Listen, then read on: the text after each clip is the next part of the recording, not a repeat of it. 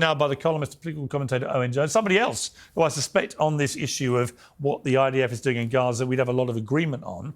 But you and I locked horns a little bit on X a couple of days ago about what happened at Glastonbury.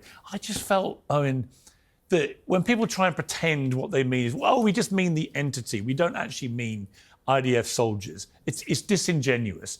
When a crowd chants death to the IDF, what they mean is they think IDF soldiers should be killed. When you watch that rapper at Glastonbury chanting and leading a chant with thousands joining in of death to the IDF, you instinctively believe... He said it himself. He said... Oh, no, he said it since. Well, no. Well, yes, you're right. Look, unlike you and I, we're both very verbose commentators. Correct. Let's be honest. We write at length, sometimes in pithier tweets, but I like to write at length what I think. And I think the IDF should be dismantled. That's fine.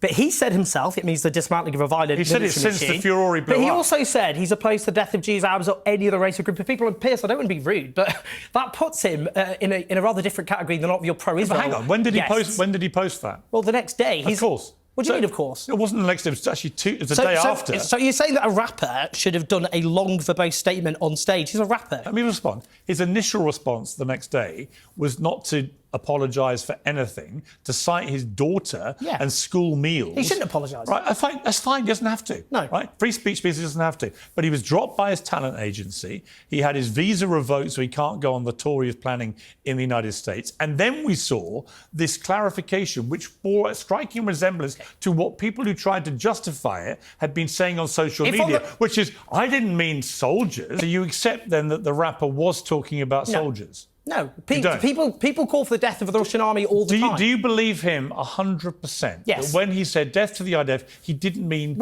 individuals. Do you believe that? Well, he's actually, unlike... I mean, this is the irony. Do you know what the irony is? Well, just answer my question first. Yes, I do. And actually, it's... Because I want to read you something. I want to read you something. Well... Because new footage has emerged and circulated today of Bob Vylan saying on stage, villain, death to every single IDF soldier, May 2025. To be honest, I mean, I don't know about that footage, I haven't seen it. To be honest, that still puts him, I'm afraid to say, Piers, in a better category than most of your pro-Israel But he's completely contradicted everything you've just said.